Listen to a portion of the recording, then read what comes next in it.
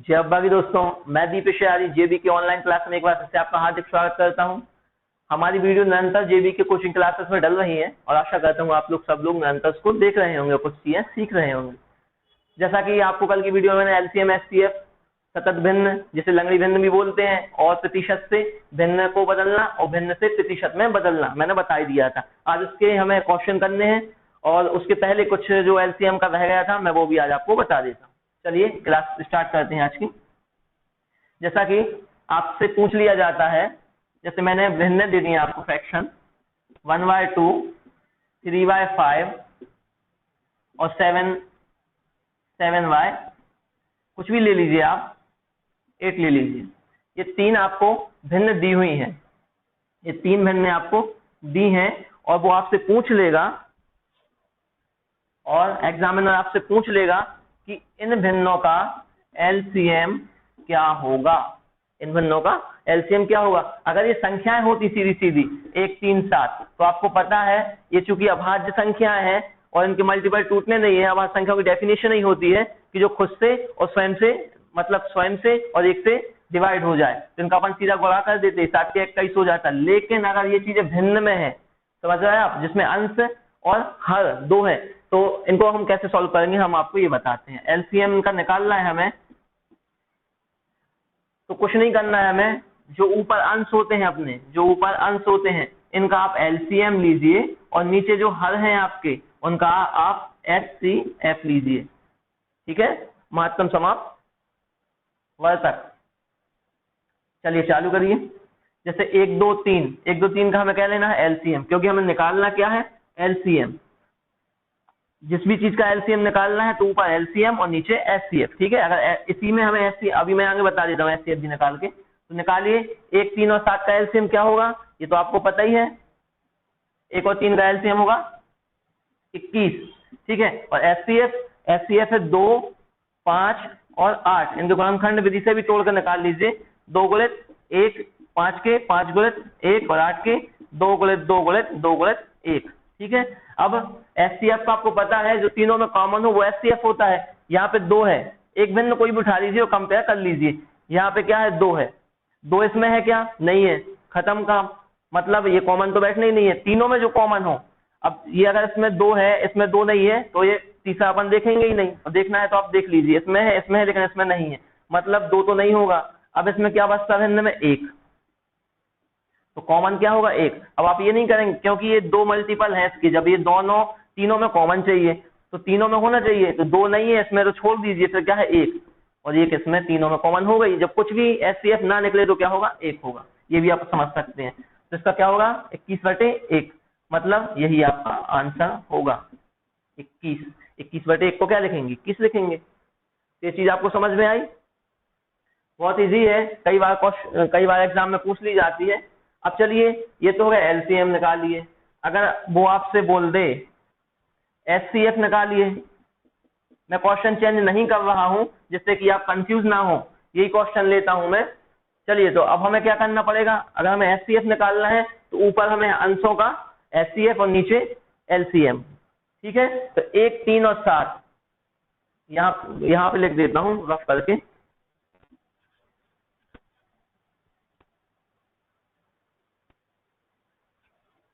1, 3, 7 HCF है तो ऊपर क्या निकालना एचसीएफ। क्या होगा 1 गुणित 1 ही होता, 3 का 3 गुणित 1 और 7 का 7 गुणित 1। या फिर आप ये भी ध्यान में रख सकते हैं कि जो अभाज्य संख्याएं प्राइम नंबर होते हैं उनका एचसीएफ बराबर 1 होता है, क्योंकि इनके मल्टीपल स्वयं होते हैं या 1 होता है, तो कॉमन क्या होगा बराबर 1 ही होगा। तो ध्यान रख सकते हैं डायरेक्ट भी कि जो प्राइम नंबर है 1, 3, 7 अभाज्य संख्याएं, इनका एचसीएफ बराबर कितना निकलता है 1, तो एचसीएफ तो 1 आ गया। अब 2, 5 और 8, 2, 5 और 8 इनका क्या निकालना पड़ेगा एलसीएम। एलसीएम क्यों निकालना है, क्योंकि एचसीएफ है अगर तो ऊपर एचसीएफ नीचे एलसीएम, और अगर एलसीएम है तो ऊपर एलसीएम नीचे एचसीएफ। ठीक है, तो 2 का 2 गुणित 1, 5 का 5 गुणित 1 और 8 का 2 गुणित 2 गुणित 2 गुणित 1। अब इसमें देख लीजिए आप, पहले आप जोड़े बना लीजिए जिन जिन के बन रहे हैं। एचसीएफ की कंडीशन क्या होती है ये तो आपको कंफर्म हो गया, पता है। एलसीएम की क्या होती है, एलसीएम वो होता है जो पहले कॉमन चल रहे हैं वो ले लीजिए। इनको आप एक चीज से और ध्यान कर सकते हैं, रख सकते हैं कि हमें जोड़े में चलना है, पहले जिनके जोड़े बनते हैं। जैसे मान लीजिए 2 है, ये यहाँ तो 2 है नहीं, बनना ही नहीं है, और यहाँ पे ये 2, ये दोनों लोग घर से निकले, ये 2 घर से निकला और ये 2 अपने घर से निकला और साथ में कोचिंग जाना है, तो इन दोनों का मैच बन गया, जोड़ा बन गया, ये दोनों लोग साथ में कोचिंग जाएंगे, तो हमने ये जोड़ा ले लिया। फिर यहाँ पे 1 है, 1 आप ले लीजिए या ना लीजिए, बात तो वही है, गुणा में वही आना है, तो ये वाला तो कंप्लीट हो गया, तो 1 खत्म है। यहाँ पे देखिए क्या है, 5 5 उतार लीजिए। अगर जोड़ा नहीं बनता है तो जो भी बचता है वो सब अपन को लिखना है। चलिए, तो यहाँ से 5 भी, अब यहाँ पे क्या बचा, 2 गुणे 2, 2 दूनी क्या हो जाएगा 4, चलो गुणा से कर लीजिए आप, 5 दूनी 10, 10 चौक 40, तो क्या होगा एलसीएम 40, और यही हमारा आंसर है। तो आई होप, मैं आशा करता हूं कि आप सभी लोगों को ये चीजें समझ में आई होंगी। ठीक है, अब मैं इसको रख करता हूं।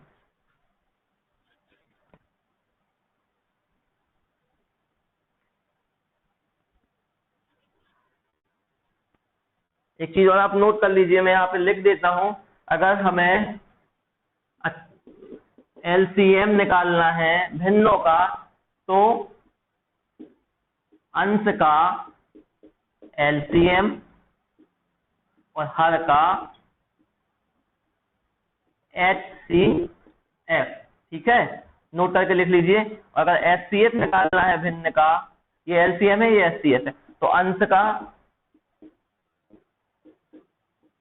HCF और हर का LCM। अब आप नहीं भूलेंगे, इसमें कंफ्यूज होने की बात ही नहीं है, क्योंकि हमने बोला एलसीएम निकालना, ऊपर का एलसीएम निकाल दो, बचता क्या है HCF, नीचे का निकाल लो, खत्म है ना काम। अगर HCF बोला तो ऊपर का HCF निकाल दो, नीचे का LCM निकाल दो, 2 चीजें होती हैं। तो ये नोट कर लीजिए आप, और क्वेश्चन है करके देखिएगा, नहीं बने तो हमें कमेंट सेक्शन में कमेंट करिए, हम आपको बताएंगे। चलिए, एक चीज और इम्पोर्टेंट थी जो कल नहीं बता पाया था, आपको कई बार क्वेश्चन आ जाते हैं, बोल देंगे 2 संख्याओं का गुणनफल इतना है, महत्तम समापवर्तक इतना है, तो लघुत्तम समापवर्तक कितना होगा। मतलब मैं आपको बता देता हूं, जैसे आपको दे दिया किसी संख्या में HCF 4 है, LCM 576 है, किसी संख्या में HCF 4 है, LCM 576 है, और पहली संख्या 64 है, तो दूसरी संख्या बताओ। देखिए, कोई भी चीज आपको क्वेश्चन आता है तो पहले कंफ्यूज ना हो, घबराए ना, पहले क्वेश्चन को अच्छे से पढ़ें। मैं इसको रख करता हूं, कुछ नहीं है, आपको क्या दिया है, आप बस ये देखिए, आपको दिया है, अब एलसीएम और एचसीएफ निकलता का है, कम से कम 2 संख्याएं तो चाहिए निकालने के, चाहिए कि नहीं चाहिए। मैं बोल दूं 8 का और 6 का एलसीएम एचसीएफ बताओ, एक का तो निकलेगा नहीं, तो वही चीज उसने वहां बोली है कि ऐसी कोई 2 संख्याएं होंगी जिसमें से पहली संख्या 64 है और एक संख्या और होगी, उनका उसने आपको एचसीएफ दे दिया और एलसीएम दे दिया, संख्या पूछ ली। तो इनका एक कॉन्सेप्ट होता है, ये भी आप नोट करके लिखेंगे, इंपॉर्टेंट है। पहली संख्या गुणित, इंटू करना है, गुणा करना है, दूसरी संख्या बराबर एलसीएम गुणित एचसीएफ। तो ये चीज आपको समझ में आई गई होगी, इसको नोट करके लिखेंगे, पहली संख्या गुणित दूसरी संख्या बराबर एलसीएम गुणित एचसीएफ। ठीक है, अब आपके लिए वो कुछ भी दे दे, वो आपके लिए, अब यहाँ पर उसने 3 चीजें दी है, चौथी चीज आपसे पूछेगा। ठीक है, 1 2 3 4, अब वो आपको एचसीएफ दे दे, एलसीएम दे दे, दूसरी संख्या दे दे तो पहली पूछ लेगा, ये दोनों देगा और ये देगा तो एचसीएफ पूछ लेगा, वो कुछ भी दे दे आपको कंफ्यूज नहीं होना है, बस आप इसमें रख दीजिए मान। एचसीएफ कितना है, 4 है, तो एचसीएफ 4 है तो मैंने ये 4 लिख दिया, इंटू है, गुणा है तो गुणा, एलसीएम 576 है, ये लिख दिया। चलिए, पहली संख्या 64 दे दी, बोले दूसरी संख्या ये आपसे पूछी हुई है। अब जो चीज आपको निकालना है उसको इसी साइड रोकिए, बचाइए, और बाकी को साइड पक्षांतर कर दीजिए। दूसरी संख्या बराबर 576 गुणित 4 और y ऑब्लिक कितना हो जाएगा 64। 64 नीचे चला जाएगा क्योंकि हमें मान तो दूसरी संख्या का चाहिए। चलो अब इसको काटते हैं हम। 4 से देख रहे हैं आप, 64 कट जाएगा, कितनी बार कट जाएगा 16 बार। 4 एकम 4, 2 बचेगा ना 24, 4 से 24। अब 16 से 576 को काट लीजिए। 16 एकम 16, 576 में कितनी बार जाएगा 16 तिया 48 हो जाएगा। अब 48 है यहाँ पे, कितना है 48, यहाँ पे कितना है 57, मतलब कितना बचेगा 9, और यहाँ पे कितना हो जाएगा 9 है और पीछे 6 है 96। अब 16 का दुनिया ऐसे पढ़े कि 96 से ज्यादा ना हो, 96 आ जाए, तो 16 6 96। ठीक है, ये चीज आपको समझ में आई गई होगी। ये कितनी बार कट रहा है 36 बार, तो दूसरी संख्या क्या होगी अपनी 36। तो यही हमारा आंसर हो। काफी इजी है, आपको कंफ्यूज नहीं होना है। आपको अगर दोनों संख्याएं दे देगा, एलसीएम दे देगा तो एचसीएफ पूछ लेगा, एचसीएफ एलसीएम दोनों देगा तो एक संख्या पूछ लेगा, ऐसा ही होगा ना। 4 चीजें हैं तो 3 चीजें देगा, एक कोई भी चीज पूछ लेगा, आपको कंफ्यूज नहीं होना है। चलिए मैं इसको रफ करता हूं और अब अपन अपने क्वेश्चन करते हैं। जो एलसीएम एचसीएफ मैंने कल आपको बताया था, उसमें ये चीजें बच गई, छूट गई थी, तो मैंने ये भी बता दिया आपको। अब भिन्न पे से कुछ क्वेश्चन है, मैं आपको वो करवा देता हूं। जैसे कि ये जो क्वेश्चन मैं आपको करवा रहा हूं, ये कहीं ना कहीं सीटेट, एमटेट, राजस्थान टेट या आपके संविदा में आए हुए क्वेश्चन ही है, तो आप इनको काफी अच्छे से घर में बैठ के भी सॉल्व करेंगे। मैं तो यहाँ पे बता ही देता हूँ आपको। चलिए, तो पहला क्वेश्चन ऐसे अपन करते हैं, आपके स्क्रीन को ओपन हो जाएगा, देखिए आप सभी लोग उसमें। मैं आपको बताता हूँ फर्स्ट क्वेश्चन जो है अपना, वो है -24/20 का परिमेय समतुल्य है, का परिमेय समतुल्य है। क्वेश्चन आपके स्क्रीन पे आप लोग नोट भी कर सकते हैं।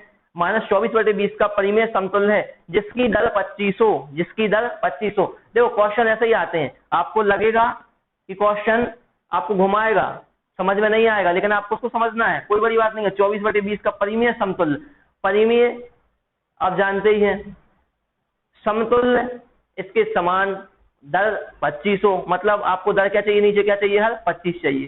तो आपको ये दिख ही रहा है 24/20 है माइनस के, ये अभी कट रहा है, इसको काट लीजिए। इसमें ऑप्शन भी है आपको, उसमें कितने से कट रहा, 4 × 24, 4 × 5 = 20, माइनस 6 क्या आ गया 5।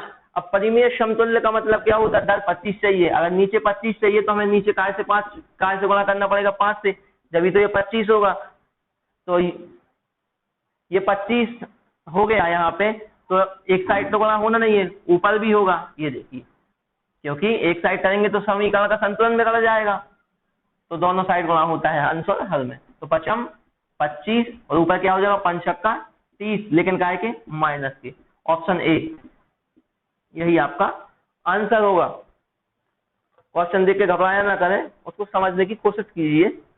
चलिए नेक्स्ट क्वेश्चन, सेकंड नंबर पे जो आपको क्वेश्चन है वो है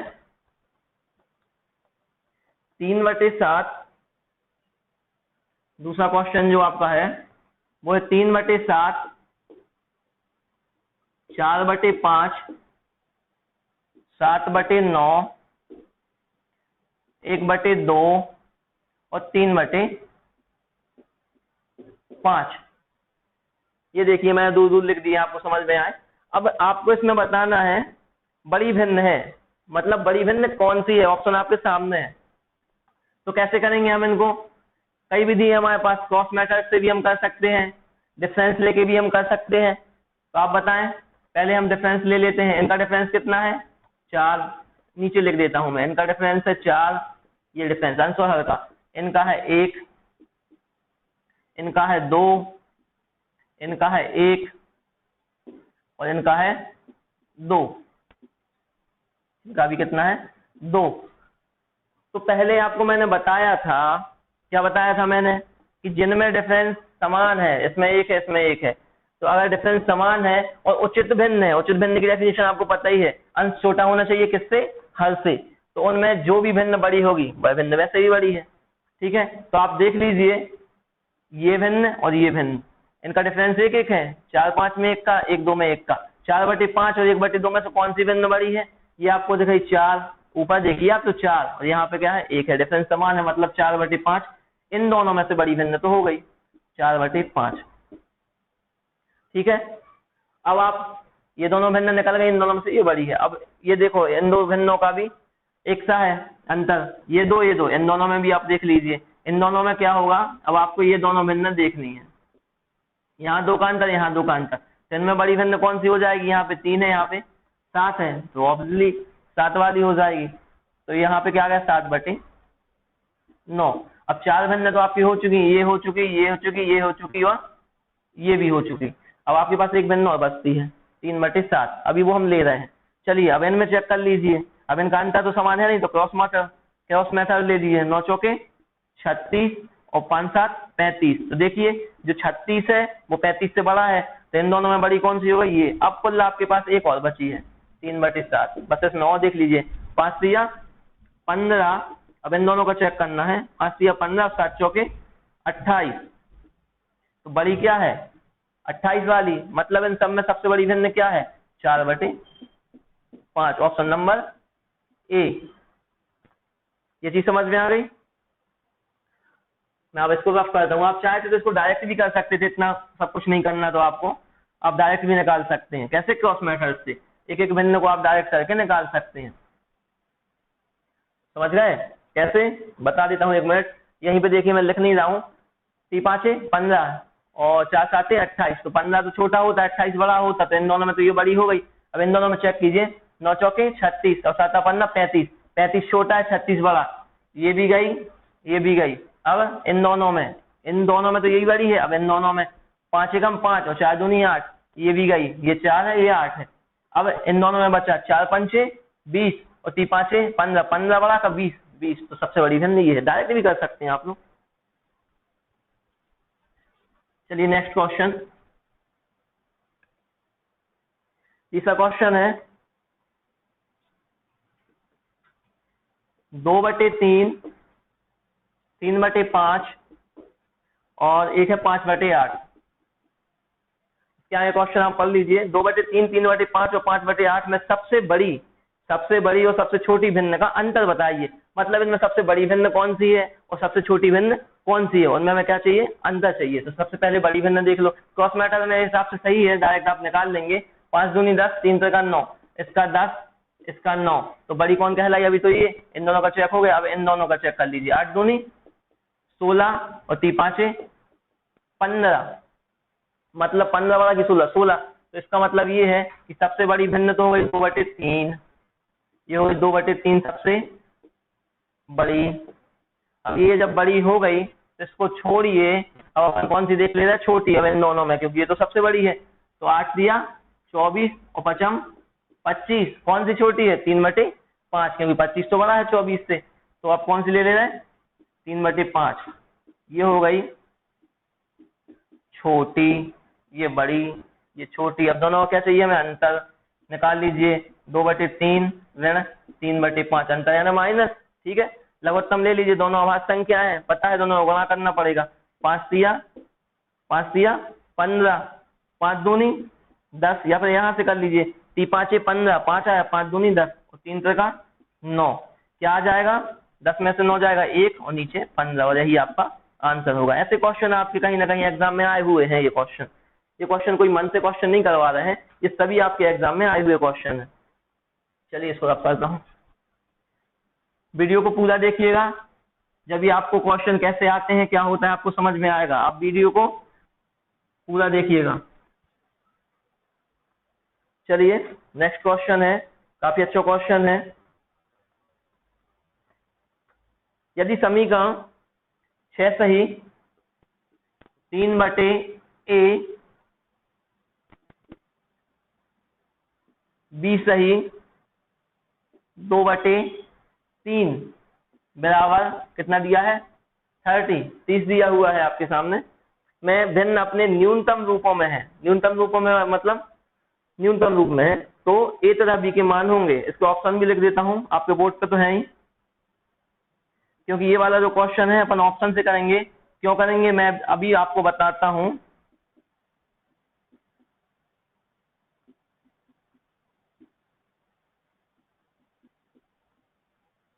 देखिए इस टाइप के जो क्वेश्चन आते हैं इनमें आप देख रहे हैं अभी हमें क्रॉस गुणा करना पड़ेगा 6a धन 3। अब चूंकि a तो अचर है, अब यहाँ पे मान लो 6 सही 3/2 होता, 6 दूनी 12 3 15 कर देते, लेकिन 2 ना होके क्या है नीचे a, तो क्या आएगा 6a प्लस 3। अब a में तो 3 जुड़ेगा नहीं बटे a, ऐसे इसमें क्रॉस गुणा करेंगे तो 3b धन 2 बटे 3। अब ये समीकरण बना, फिर इन दोनों को गणा, इन दोनों को गणा, कह के वो एक वर्ग समीकरण बड़ा सा बन जाएगा जिसमें a b और b होगा। तो आपको काफी समय लग जाएगा, काफी डिफिकल्ट हो जाएगा। तो ऐसे कुछ क्वेश्चन जो आपको परख लेना चाहिए, इनको अपन ऑप्शन से भी हल कर सकते हो काफी जल्दी। जैसे मान लीजिए हमने ऑप्शन नंबर 1 उठा लिया,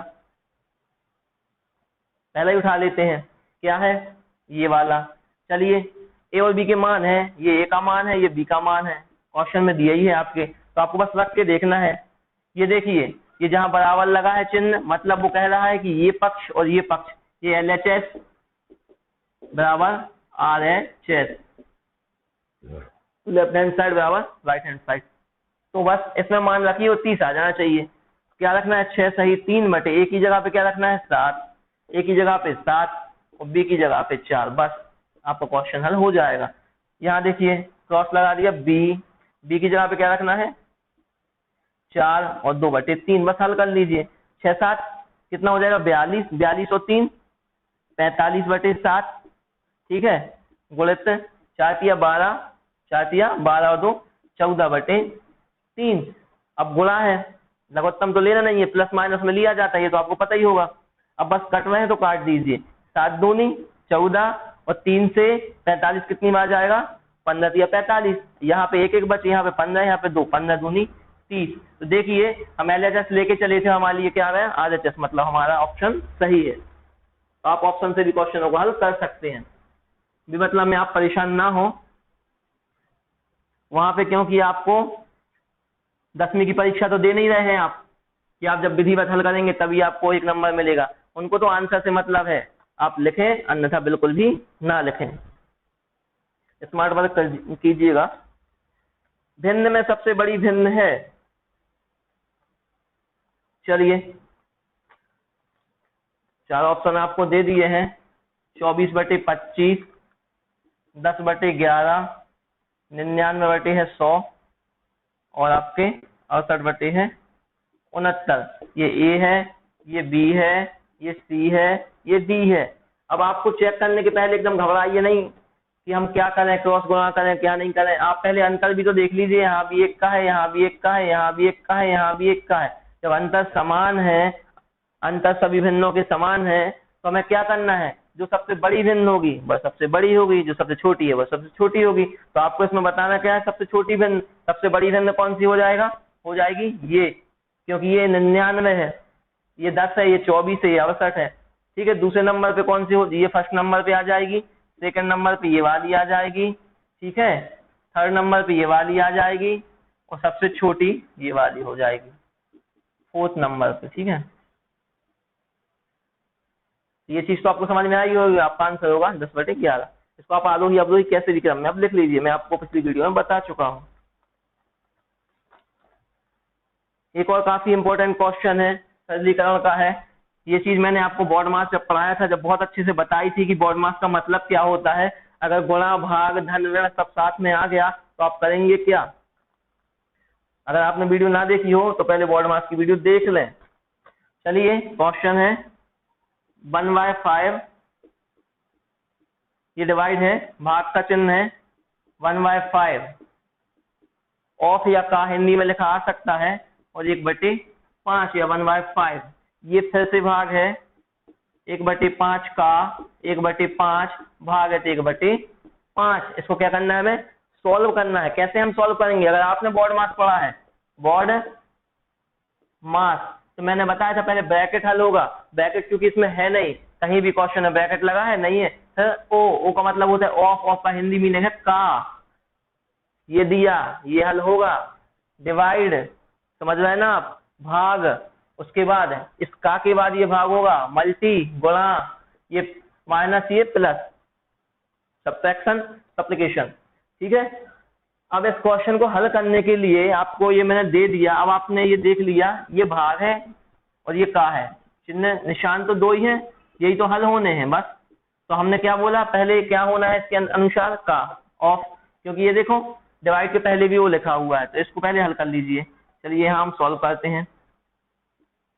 सॉल्व में क्या होगा, 1/5 डिवाइड बाय 1/5, और का मतलब क्या होता है, गुणा 1/5। अब इसको हल कर लीजिए, क्या हो जाएगा, इसको गुणा लगा लगा के रखेंगे तो आप भूल भी सकते हैं, क्योंकि डिवाइड के बाद इसको डायरेक्ट हल कर लीजिए आप। तो का मतलब क्या होता है, गुणा, गुणा का मतलब ऊपर ऊपर का गुणा, नीचे नीचे का गुणा, 1/25, ऐसे ही नीचे 1/5 का 1/5, फिर वो 1/25, एक एकम 1 पचम 25 भागित 1/5।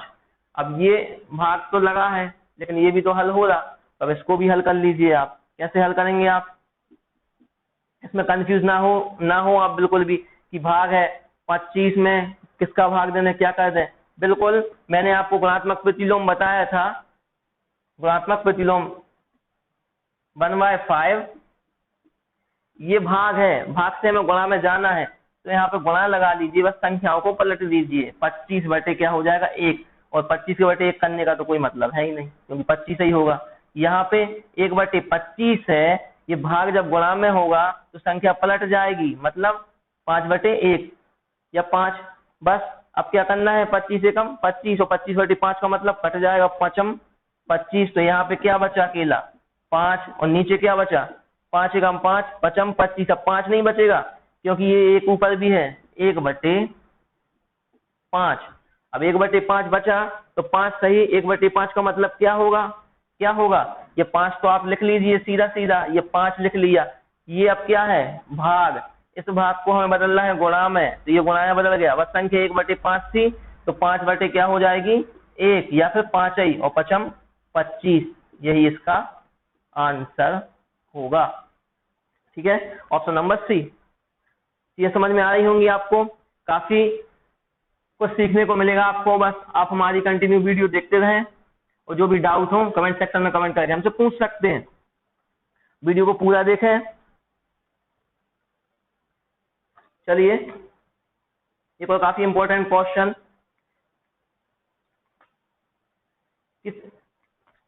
यदि किसी भिन्न को 20% कम और हर को 10% बढ़ा दिया जाए तो भिन्न का मान 16/55 हो जाएगा। भिन्न क्या है, देखिए ये परसेंटेज से रिलेटेड है। अभी परसेंटेज तो मैंने आपको बताया नहीं, थोड़ी सी बताया था कल की वीडियो में, लेकिन प्रतिशत या परसेंटेज का मतलब होता है प्रत्येक 100 पर, ये तो आपको पता ही है। ठीक है, मतलब इसकी तुलना ही 100 पे की जाती है। बस इसको हल कीजिए, मैं बता देता हूँ। किसी भिन्न को, अब किसी भिन्न का मतलब क्या है, जिसमें अंश हो और हल हो। हम मन से तो भिन्न ले नहीं सकते, तो हमने x/y ले ली। अब इसमें बोल रहा है किसी भिन्न को 20% कम कर दिया जाए। हमने क्या बोला, आप कैसे कंपेयर करेंगे, 100 से। अगर 100 में से 20% कम हो जाएगा तो कितना बचेगा, 80% ना। बस तो यहाँ पे लिख लीजिए, क्या लिख लीजिए 80, ये हमने कम कर दिया। ये मान लीजिए 100x था, 20 कम कर दिया तो 80x बचा। अब बाय हर को 10% बढ़ा दिया जाए, हर को, ये मतलब नीचे की चीज को, तो 100 से 10 बढ़ जाएगा तो 110, क्योंकि पहली कंडीशन में 20 माइनस होना है और दूसरी कंडीशन में 10 प्लस होना है। बोल रही रहा वो आपसे।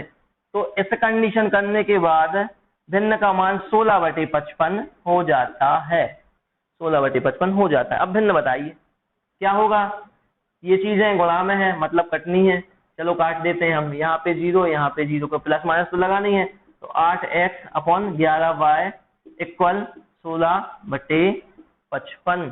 ठीक है, अब एक्स वाई की वैल्यू चाहिए हमें, तो भिन्न चाहिए, तो ये 8 को साइड पहुंचा दो। क्या हो जाएगा, x/y बराबर क्या हो जाएगा 16/55 तो था ही, ये 11 ऊपर पहुंच जाएगा, ये क्रॉस मल्टीप्लिकेशन, और 8 नीचे पहुंच जाएगा। बस 8 दूनी 16 और 11 5 55, मतलब x/y की वैल्यू आ गई 2/5, और ये हो जाएगा आपका ऑप्शन नंबर ए। ये चीज समझ में तो आ रही है आपको, नहीं आए तो आप वीडियो को पॉज करके भी देख सकते हैं, रोक के भी 2-3 बार देखें, आपको सब चीज समझ में आ जाएगी। मैं इसको रफ करता हूँ।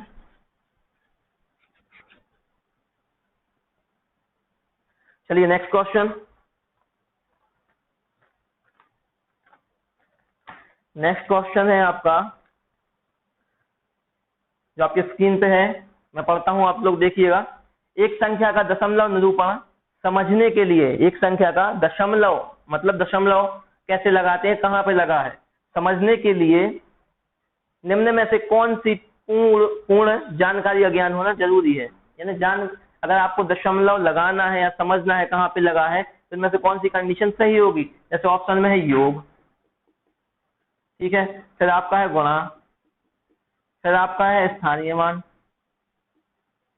और फोर्थ है आपका नॉन ऑफ दिस, इनमें से कोई नहीं। तो आप क्या लगाएंगे।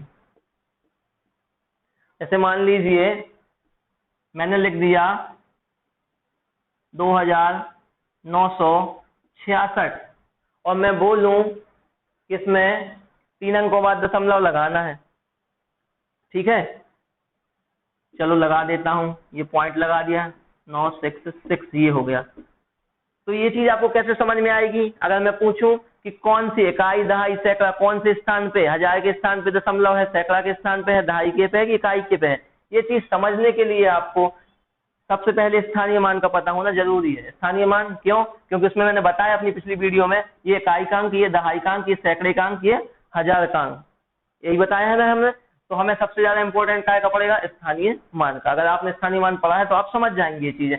योग में तो कुछ होता नहीं है, योग में कैसे समझ में आएगा, मैं बोलूँ इससे 45 जोड़ दो, समझ में आ जाएगा कि ये इकाई है, दहाई है, कुछ नहीं आना। गुणा में मल्टी करना है 2, इसमें भी समझ में नहीं आएगा, ये हो गया 6 चौको 24, कुछ समझ में नहीं आया। और नन ऑफ दिस, तो इनमें से कोई नहीं का सवाल ही नहीं उठता, तो क्या आ जाएगा, स्थानीय मान। तो आप इन चीजों को ध्यान रखेंगे। क्वेश्चन काफी सरल है, लेकिन सिर पे चढ़ के काम करते हैं, क्वेश्चन समझ में ही नहीं आता कि हो क्या रहा है। चलो नेक्स्ट क्वेश्चन, और आज का अंतिम क्वेश्चन है, दो भिन्नों का गुणनफल। काफी इंपॉर्टेंट क्वेश्चन है, थोड़ा ध्यान से देखेंगे इसको। दो भिन्नों का गुणनफल, दो भिन्न है उनका गुणनफल, मैं भिन्न मान लेता हूं, दो भिन्न है एक नहीं है, तो मैंने एक भिन्न मान ली a अपॉन बी, भिन्न तो यही होती है जिसमें अंश और हल हो, ठीक है। ये मैंने एक भिन्न मान ली और दूसरी मान ली मैंने x अपॉन वाई, ठीक है। ये दो भिन्न हो गई, ये एक भिन्न, ये दो भिन्न, दो भिन्नों का गुणनफल। गुणनफल का मतलब क्या होता है, बीच में गुणा, कितना है 14/15, यही बोल रहा ना वो, दो भिन्नों का गुणनफल 14/15 है। और दूसरे में क्या बोल रहा, तथा भागफल 35/24 है। अब इनका भागफल भी है, इनका भागफल भी है, कितना है, इसको मैं रफ करता हूं, छोटे अक्षरों में लिखता हूं, क्वेश्चन आपको समझ में आ जाए।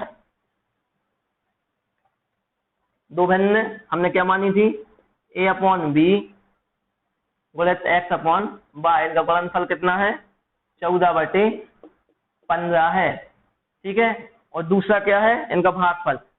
चलो तो इनका भागफल क्या है, a अपॉन बी भागित x अपॉन वाई, यही होगा ना भागफल, कितना है 35/24, ये बराबर है।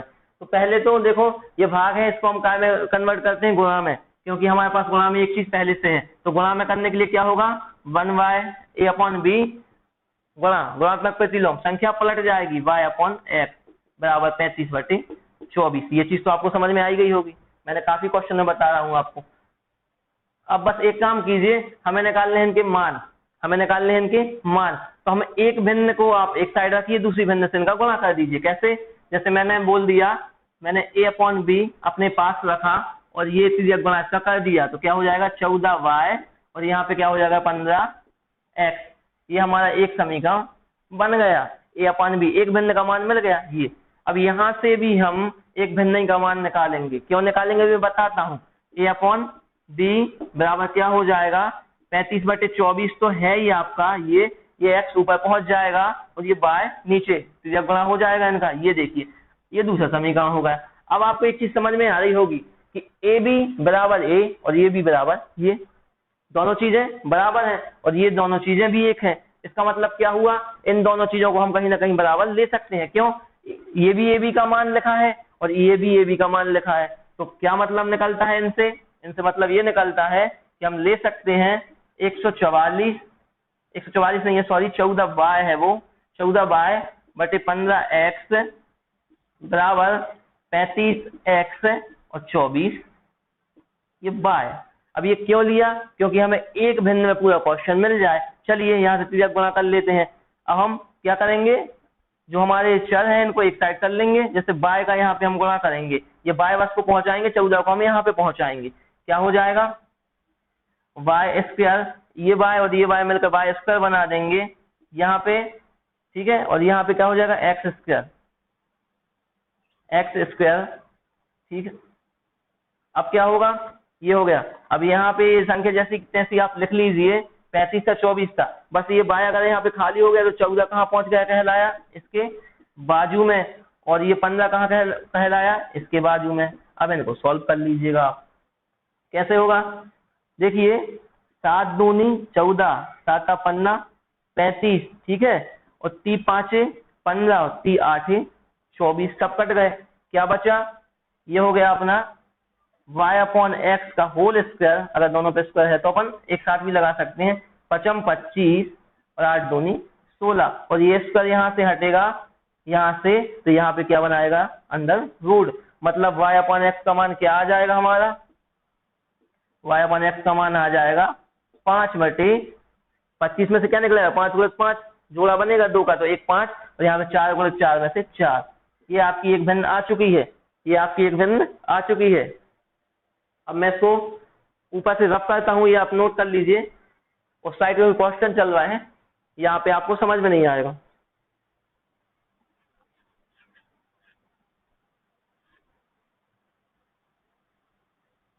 ये लीजिए, अब चूंकि हमारे पास मान आया है y/x का, लेकिन हम भिन्न क्या माने थे, एक a/b और एक x/y, दो भिन्न माने थे, और इनका गुणनफल भी कितना लिखे थे हम, कितना था इनका गुणनफल 14/15, ठीक है। तो y/x तो कोई भिन्न थी नहीं, तो हमें इसको पलटना पड़ेगा, कितना है हमारा 5/4, तो पलट के भिन्न बना लो, x/y क्या हो जाएगी 4/5, ये आपकी एक भिन्न आपके सामने आ चुकी है। अब उनको क्या करना है, हमने आपको गुणनफल और भागफल दिया था और पूछ रहे हैं बड़ी भिन्न बताइए, अभी तो एक ही भिन्न आई है, अभी तो ये अकेली भिन्न आई है, अभी तो ये भिन्न भी आनी है, दो भिन्न माने थे, बस उसमें मान रख दीजिए a/b और x/y की जगह 4/5 और यहाँ पे 14/15, तो a/b क्या हो जाएगा, ये 5 का क्रॉस गुणा कर दीजिए, तो 14/15 तो था ही, ये 5 14 के साथ में पहुंच जाएगा और 4 पहुंच जाएगा 15 के साथ में, 5 तिया 15, और यहाँ पे हो जाएगा 2 दूनी 4, 2 सत्ते 14, देखिए ऊपर तो क्या बचा अकेला 7, a/b की वैल्यू ऊपर तो बचा अकेला 7, ये 7, और नीचे 3 दूनी 6, और यही आपका आंसर होगा। एक भिन्न हो गई आपकी 4/5 और दूसरी भिन्न हो गई a/b 7/6। अब 7/6 ही क्यों आंसर होगा, क्योंकि उसने आपसे बड़ी भिन्न पूछी थी, ना कि छोटी, ये बड़ी भिन्न है, ये छोटी भिन्न है, ठीक है। इस टाइप के क्वेश्चन आपको आते हैं, आप इनकी घर में प्रैक्टिस कीजिएगा, और जो भी चीज समझ में न आए हमें बताइएगा, हम उसका निराकरण आपके लिए करके भेज देंगे, ठीक है। तो आज के लिए इतना ही काफी है दोस्तों, इसके बाद हम मिलते हैं अपनी नेक्स्ट क्लास में। जय अम्बा की।